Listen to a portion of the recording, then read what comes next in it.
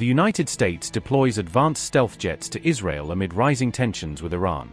US President Donald Trump claims Iranian missiles may soon be capable of reaching American territory. They've already developed missiles that can threaten Europe and our bases overseas, and they're working to build missiles that will soon reach the United States of America. US F-22 Raptors arrive in Israel as Prime Minister Netanyahu warns of an approaching conflict with Iran. Israel calls war with Iran inevitable after reports of Tehran preparing new long-range missiles.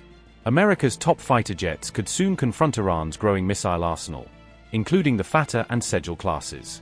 While talks continue, both the US and Iran reportedly reinforce their military presence across the Gulf region.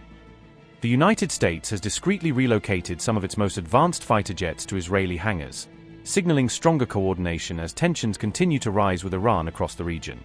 According to a report by the Times of Israel, around a dozen US F-22 Raptor jets departed from RAF Lakenheath in the United Kingdom on February 24, en route to bases in Israel.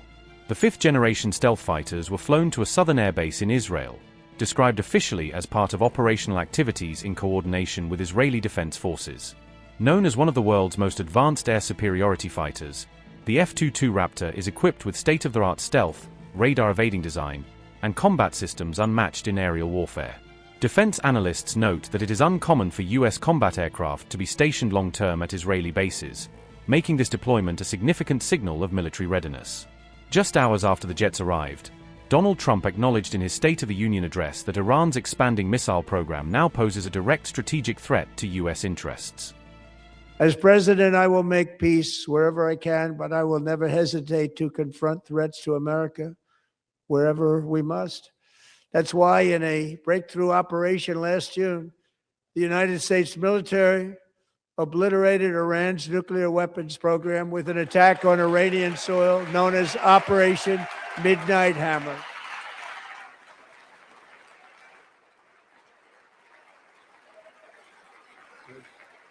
Good.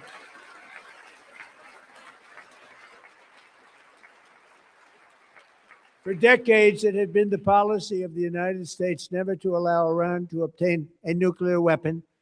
Many decades. Since they seized control of that proud nation 47 years ago, the regime and its murderous proxies have spread nothing but terrorism and death and hate. They've killed and maimed thousands of American service members and hundreds of thousands and even millions of people with what's called roadside bombs. They were the kings of the roadside bomb. And we took out Soleimani. I did that during my first term. Had a huge impact. He was the father of the roadside bomb.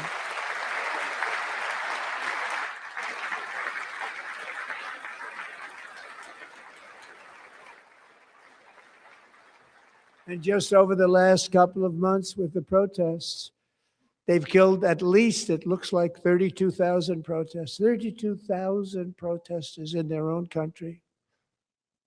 They shot them and hung them. We stopped them from hanging a lot of them with the threat of serious violence. But this is some terrible people. They've already developed missiles that can threaten Europe and our bases overseas, and they're working to build missiles that will soon reach the United States of America. After Midnight Hammer, they were warned to make no future attempts to rebuild their weapons program, and in particular, nuclear weapons. Yet they continue starting it all over. We wiped it out, and they want to start all over again, and are at this moment again pursuing their sinister ambitions. We are in negotiations with them. They want to make a deal, but we haven't heard those secret words. We will never have a nuclear weapon. My preference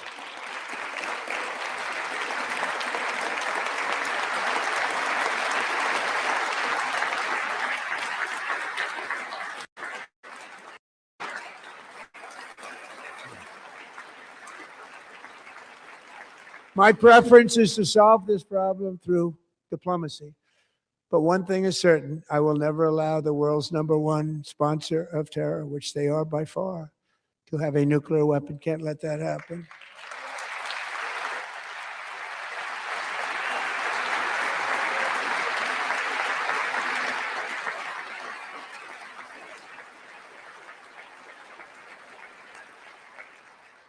And no nation should ever doubt America's resolve. We have the most powerful military on earth. I rebuilt the military in my first term. We're going to continue to do so. Also, we just approved a $1 trillion budget. We have no choice. We have to be strong because hopefully we will seldom have to use this great power that we built together. It's really called peace through strength, and it's been very, very effective.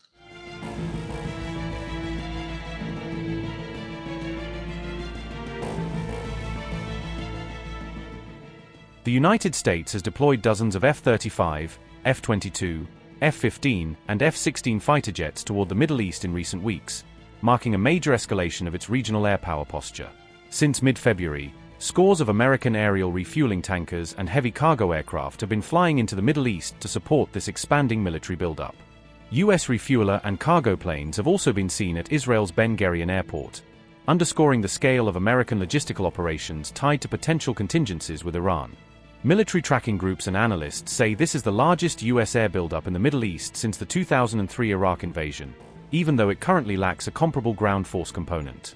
Iranian officials have warned that any U.S. military strike would be met with retaliatory attacks on both Israeli and American targets across the region.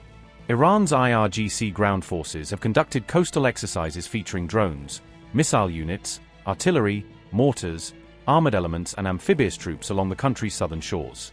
Tehran says it is ready to do whatever it takes to advance nuclear and regional talks, while insisting it will respond forcefully if its territory is attacked.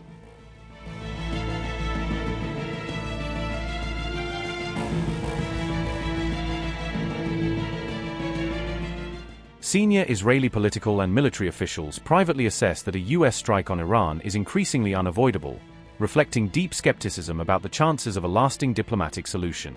Israeli government figures have warned Washington not to let nuclear negotiations with Iran drag on indefinitely, arguing that extended talks risk giving Tehran more time to advance its program. According to Israeli officials, any overly lenient nuclear deal with Iran would effectively serve as an insurance policy for Tehran's regime, shielding it while it maintains threatening capabilities. IDF Chief of Staff Eyal Zami has presented a range of Israeli military options regarding Iran to U.S. Joint Chiefs Chairman General Dan Kane during high-level meetings in Washington. Israeli officials have argued for a powerful initial strike against Iran, saying a heavy first blow could severely limit or deter Tehran's ability to retaliate against the U.S. or Israel.